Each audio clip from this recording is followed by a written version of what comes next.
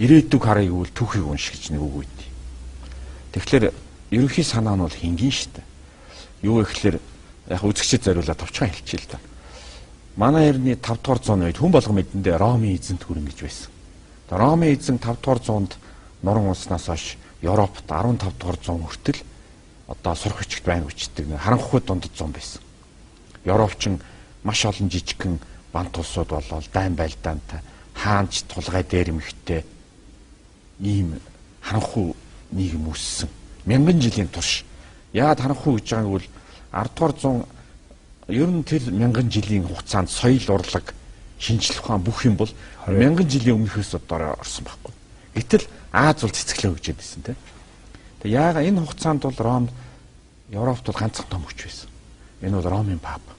Хаадуудыг гэрлэхийг зөвшөөрдөг, хаанаар бараг томилдог.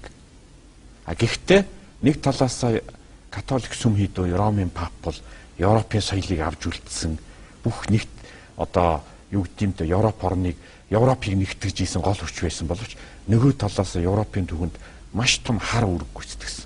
Би тэр тухайд бичсэн байхгүй. Яг гэвэл католик шашны онцлог нь бол бүх бурхантайгаа хүн одоо санваартан ламаар дамжиж харьцдаг. Манайхаар бол санваартнаар дамжиж. Уг нь бол бурхан гэдэг чинь бол хэрэв байдаг бол хүн өөрийнх нь сэтгэл зүрхэнд байдаг тийм. Гэтэл ламаар дамжиж харьцдаг нэгдүгээрт.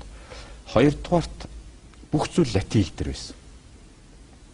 Одоо өөрөөр хэлбэл латин хэлээс өөр хэл дээр Библийг бичгийг хорж исэн. Латин хэлээр ядуу хүмүүс тариачд уншихыг хорж исэн. Тэгээ библиотека гэдэг үг маань Библи уншдаг өрөө гэдэг өнөөдөр бүр нэр томьёо хүртэл үлдсэн байна. Тэгэхээр католик шашин бол яаж исэн гэхээр хүний итгэл үнэмшлийг өмчлөсөн байхгүй. Бурханы нөхгүй. Бурхан бол зөвхөн ламд байгаа. Та ламд л мөргөнө. Нөгөө талаас латин хэлийг хаачихлаар мэдлэгийг өмчлөсөн. Тэгтэл 16 дугаар зуунд Европт хоёр том өөрчлөлт гарсан. Нэг нь бол Мартин Лютер Библийг орчуулад герман хэл дээр гаргацсан.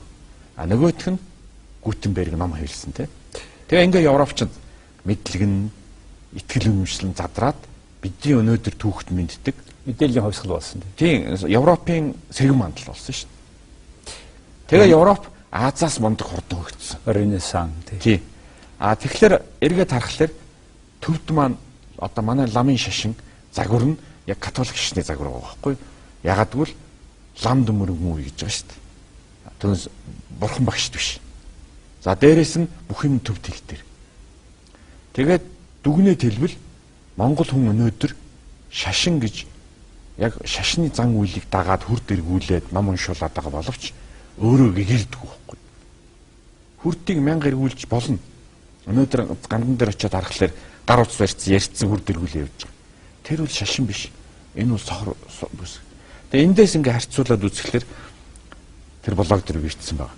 Юу гэхээр ард түмэн гэхэрх нэг өөр хэрэг, мунхаг сүсгвшил нэг өөр хэрэг. Бүр одоо хүмүүс өөрсдөө нүгэл хийчээд, худлаа яриад, хулгай хийгээд тийм үү? Тэгчээд одоо очиод лам багшаар тэрийг авруулах. Тий. Тэнд очиж мөрөгчих юм бол тэр нь одоо нөгөө нүгэл нарилна гэсэн ийм ойлголтоор нийгэм чинь урагшлаад байна. Ерөнхийдөө лам бол сайн харвал, зөвөр харвал энэ бол шашны түгээгч. Одоо зонхын бурхны шашныг реформ хийсэн үр дүнд лам бол үнэхээр ламд мөргөн гэдэг чинь зөв талаас нь харуул үнэхээр соён гэгэрүүлэгч. Буруу талаас нь харуул хүн бурхан хоёрын хооронд байж байгаа зурчлагч байхгүй, ченж байхгүй. Энэ нөхөр хэрвээ мөнгөний хойноос ажиллаад эхлүүл бүх юм завхарч байгаа. Тийм учраас миний бодлоор шарын шашны хамгийн том завхрал бол харанхуй өөрөөр гэгэрлийн замаас харанхуйн зам руу яагаад шилжсэн гэвэл дундуур нь нөгөө бүх дутагдaltaй шуналтай хүмүүс орцсон. Тэгэхээр энэ бол хүний нийгмийн жишээл яг бодит түүх ярил л та. 23 настай охин лам дээр очиод нэг залуугийн тухай асууж байгаа юм. Би тэрийг хажуунаас хараа суужсэн. За тэр хүнтэй дор жижигэн тэр залуутай суухад миний заяаны хааны мөн үү гэж. Тэгээ лам нь бол одоо уншаад мэдчих шиг байна л да нөгөө зурхай эдрийн тааруулаад. Тэгтлэг сонин яг Будда багшийн сургаалыг уншсан бол тэр хоёрын хоёулаа бурхны эсрэг үйлдэл хийж байгаа. Яг гэвэл тэр асууж байгаа охин бол тэр хүнийг бол хэрвээ амьдрж байгаа юм бол одоо хэрвээ бурхан гэж байдаг бол энэ ертөнцид үнэхээр өөрийн зоригтой, өөрийн хувь тавилантай төрсэн байна. А тэрийг өөр хүнээс асууж явна гэдэг бол өөрөө нүгэл واخгүй. Өөрийнхөө амьдралаар итгэхгүй байна тийм үү? Өөрөө итгэхгүй, өөрөө тэр өөрийнхөө хувь заяа, өөрийгөө хувь заяаны эзэн гэж бодохгүй байна. Өөрийнхөө тэр замыг бол өөрөө харахыг ч хүсэхгүй, түүнийг хайж олохчгүй байгаа байхгүй. Тэгээд шууд хүнд мөнгө өгөөд асууж байгаа. А нөгөөх нь лам хүн. Уул нь тэр хүний чинь гэгэрүүлээд та бол сэтгэл зүрхээ чагнаад өөрийнхөө амьдралыг өөрөө шийдэх ёстой. Уг нь бол тэгмээр юм шиг надад санагдчих. Гэтэл өмнөөс нь шийдэж байгаа байхгүй. Орол тэр залуу бол одоо тань тохирох хүн байна, тохирохгүй хүн байна гэж. Энд чинь аль нь Бурхны хуулийг зөрчиж байгаа юм. Ягаад гэвэл нэг нь бол өөрийнхөө хувь төөргийг хүнээс асуугаад яваад байгаа юм. Нөгөөх нь нөгөө хүнийхийг хэлж өгöd байгаа. Уг нь бол энэ ертөнц үнэхээр бурхан гэж байдаг бол. Энэ ертөнц бол байдаг бол хүн яагаад энэ төрсөн бэ гэвэл өөрийнхөө амьдралаар өөрийнхөө хувь төөргийг олж мэдрээд түүнийгээ сэтгэл зүрхээр мэдрээд ч юм уу те оюун тарихаараа амьдрах хэрэгтэй. Тийм хүмүүс чинь жаргалтай байдаг шүү дээ.